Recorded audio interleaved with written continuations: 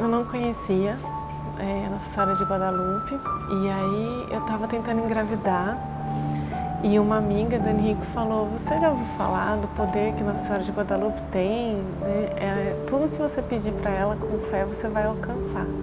Eu falei: não, ela falou: tem uma missa, chama Missa das Rosas, e ela no dia 12 de dezembro de 2013 foi quando eu vim, e foi assim, eu chorei a missa inteira, foi uma coisa muito emocionante, eu senti mesmo uma coisa diferente. E aí na missa, pedindo, né, que se fosse da vontade de Nossa Senhora, da vontade de Deus, que a gente tivesse um neném, que era o nosso sonho, e a gente não estava conseguindo há quase um ano. Foi as orações, foi quando em sonho eu tive como se fosse uma conversa com Nossa Senhora, que eu me acalmasse, que estava vindo um menino e que ele seria Daniel, porque ele seria um guerreiro. E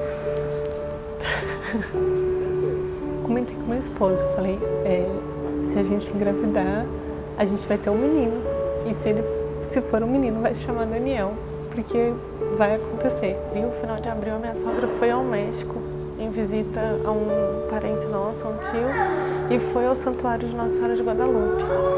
E aí eu não tinha contado isso para ela, essa história do menino, e nesse tempo que eles estavam lá, a gente teve um teste de gravidez positivo. Ela falou: quero te contar uma coisa. Eu falei: vou contar primeiro. Eu vim aqui ao santuário, em oração, eu tive uma revelação que eu vou ganhar um neto, que vai ser um menino. E então eu comprei um enxoval aqui, fiz tudo para um menino. Então deixa eu te contar, tô grávida. E foi assim, maravilhoso, foi uma conexão perfeita, sabe? E aí nesse momento a gente teve certeza assim que Nossa Senhora de Guadalupe estava operando na nossa vida. E desde então a gente frequentava todas as missas, acompanhava todos os dias 12 e tive uma gestação super tranquila, foi tudo bem. Eu estava com quase 40 semanas e eu fui ao hospital e a médica examinou e falou: tá tudo bem, fica tranquila, vai para casa, você não está em trabalho de parto ainda. Eu falei: mas eu tô com um pouco de dor. Ela falou: não, mas está tudo bem, pode ir embora.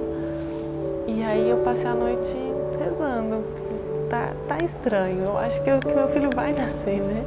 E passei a noite rezando, e aí quando foi de manhã eu falei: João, vamos pro hospital, tem alguma coisa estranha acontecendo. Acho que quem atendeu a gente, a doutora Nívia, eu falo que foi o anjo que Nossa Senhora pôs na minha vida, que ela olhou, pediu um exame. Quando a gente fez o exame, o Daniel não tinha movimentos, e quando eu tinha contração, o coraçãozinho dele chegava a 40, 50 batimentos, quando o normal de um bebê é 160.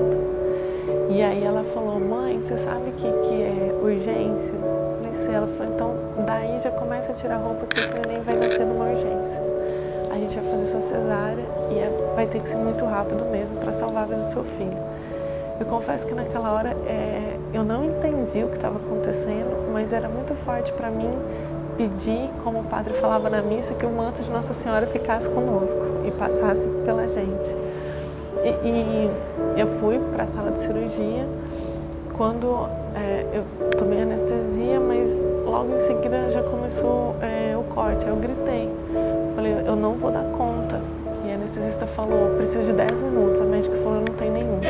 Eu lembro muito claro assim, eu falei: doutora, então não vai dar, eu não consigo, não tem como fazer esse padre me abrir? E ela falou, pelo seu filho. E aí veio na minha cabeça na hora a Nossa Senhora de Guadalupe, né? Eu estou aqui pelo seu filho, você vai conseguir. E aí eu não sei explicar, o que entrou foi como se fosse uma anestesia realmente de amor. E aí o Daniel nasceu. Então, ele tinha feito muito cocô na barriga mecônica, que eles falam. E ele aspirou esse mecônio, ele engoliu, ele abriu a boquinha. Então, esse cocô, ele gerou uma infecção generalizada, interna nele e externa. De pele, de estômago, de intestino, de pulmão, enfim, de tudo. E aí ele foi para a UTI, em estado gravíssimo. Nasceu dia 30 de dezembro de 2014, no dia 31 eu fui conhecê-lo e os médicos falaram, olha, o nosso primeiro prognóstico é que é uma infecção generalizada, grave, e a gente acredita que ele não vai resistir. Não alimentem muitas esperanças. E aí a gente pediu para passar o Réveillon com ele, ele falou, não passe o Réveillon com ele. Não aumente o vínculo. E aí aquilo veio para mim, mas eu sou mãe, eu já tenho um vínculo, né? E o Daniel, ele não respirava sem ajuda de aparelhos, ele estava no tubo. Aí o meu esposo falou, vamos fazer uma novena, vamos pedir para Nossa Senhora de Guadalupe e para João Paulo II, que é o protetor das famílias. E a gente começa essa novena hoje e coloca na mão deles. A gente começou a novena. Foram 9 dias de novena. No 9º dia, o Daniel, no dia seguinte que a gente começou a novena, a gente teve que ele iria sobreviver, sim, que ninguém sabia explicar o que aconteceu, mas o rim que tinha paralisado voltou a funcionar e os pulmões começaram a responder ao tratamento.